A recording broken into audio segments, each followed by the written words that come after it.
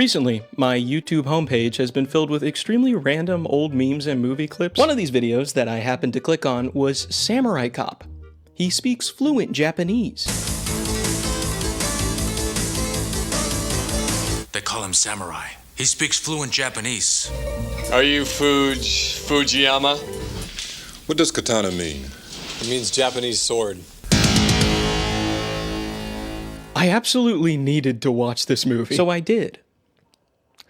This is the lowest quality movie I've ever seen in my life. Samurai Cop is an action movie released in 1991, and it barely has a plot. If I had to describe the experience of watching this movie, it's just constantly having no idea what's happening and having no idea how you're supposed to feel. The plot synopsis, according to the description of the movie, is pretty much just Joe Marshall, aka the Samurai, versus the Yakuza. And that's pretty much it, because this movie is insanely nonsensical. When the movie starts and some thugs start vaguely talking about gangs and drugs, you can immediately tell what type of movie this is going to be. It's so vague that it reminds me of the sort of movies that you'd see inside of another movie. But it finds itself being a little more than just that, because some of the stuff that happens in this movie is a little crazy. And this movie isn't a parody, and it isn't intentionally bad. It takes itself surprisingly seriously considering the quality. One of the main things that stood out to me is the cinematography is utterly confusing. The time of day drastically changes from time to time, so the scenes don't feel coherent. Also, whenever there's a close-up, it looks like this.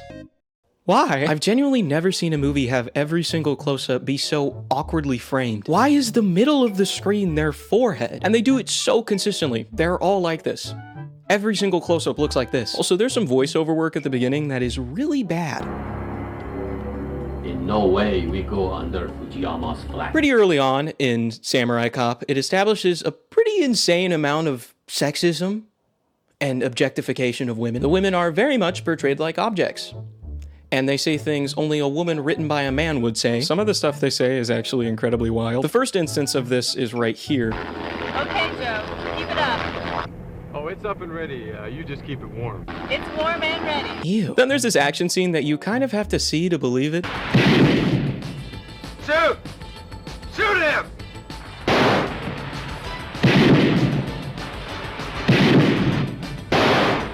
Ah! Hold on! You got him! Shoot him! Shoot him! You got him! Burn it! Burn it! Oh, he's on fire! He's burning! He's burning, man! He's burning! He's burning! Oh no! A lot of the dialogue in this movie sounds like it was heavily improvised by unprofessional actors.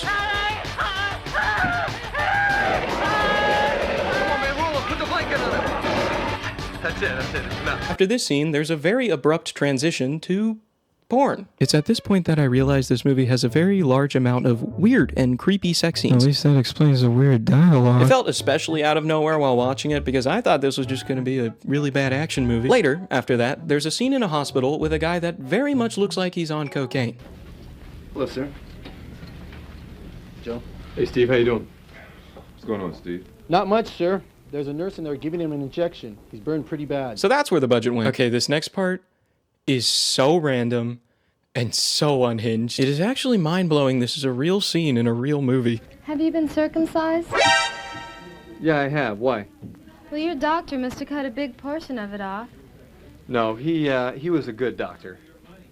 Good doctors make mistakes, too. That's why they buy insurance. Hey, don't worry. I got enough. It's big. I want bigger. Hey, I have, Have you been circumcised?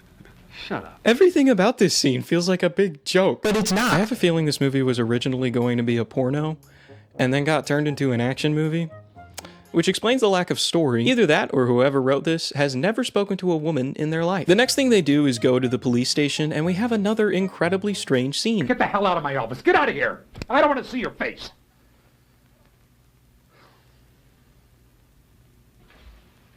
You son of a bitch!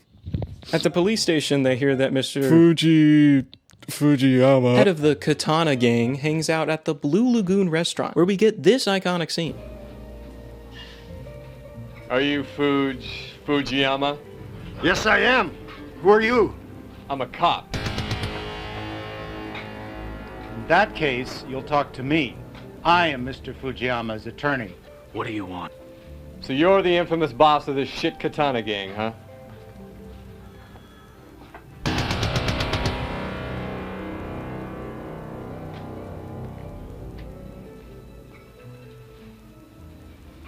Sit down. Nothing came from that. He literally just did that. This movie has some really funny editing. It occasionally cuts to Joe Samurai's partner cop, whose name I forgot. It's Frank. And it's so funny every time. They step outside and an epic fight scene ensues, followed by my favorite cut in the entire movie.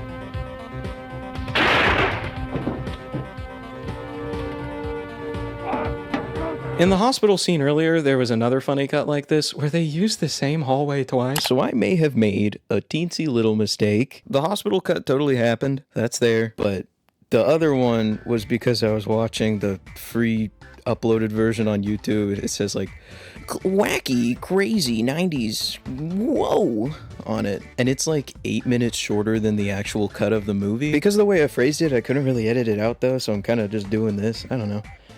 All right. Back to me. Then Samurai Cop finally does a samurai thing and slices this guy's arm off with a katana. Leave him alone. Uncuff him. I'm in. Uncuff him.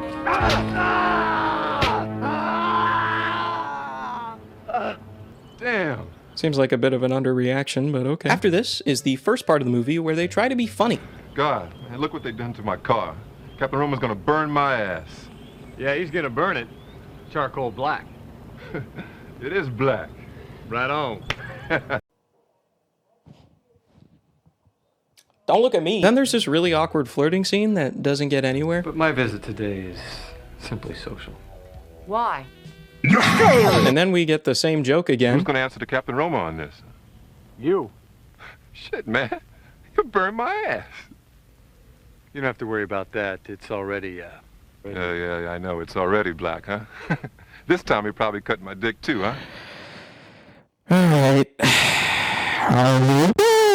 Then there's this scene where it is so unbelievably bright, it's ridiculous. This is kind of a persistent issue with this movie. I think the filmmakers just literally had no idea what exposure was, so there are a lot of shots where the characters are just in a white void. Okay, this movie has so many scenes, and they kind of all blur together in my mind, because this movie is a nonsensical trip. It's actually crazy how much stuff I blanked out on the first time I watched this. It's still very funny to watch, it's just not a movie. Also, the amount of abrupt transitions to straight up porn is mind-boggling. And every time it goes on for way too long. It happens like 4 times.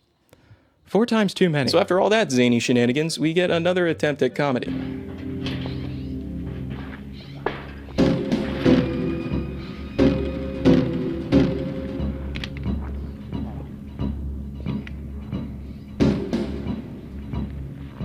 Why did you come under? I'm an undercover cop. Okay, that was kind of funny. Drop it.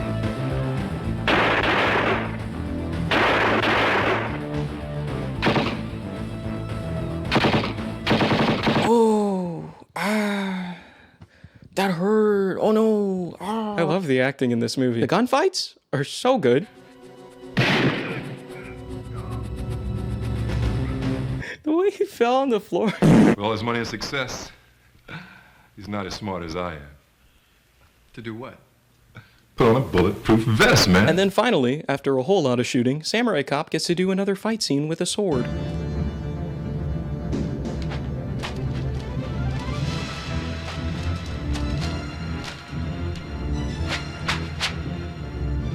And then he wins, and the movie's over. Well, that was a fever dream. I think this might be the first movie I've ever seen that I can confidently say it's so bad it's good. I wasn't over-exaggerating in the title. I think this might actually be the most unhinged movie ever made. The door was completely off the wall, just sitting in the doorway.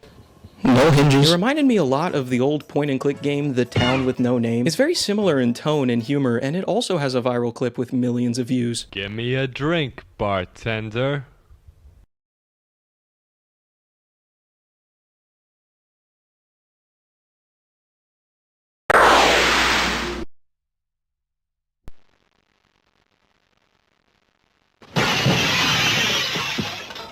I love this clip, it's so good. Anyways, thanks for watching. I know right now I'm pretty obscure, but please don't gatekeep me. If you're new here, maybe subscribe. I have other videos, and some of them are watchable. Alright, see you later. You're the best, whatever.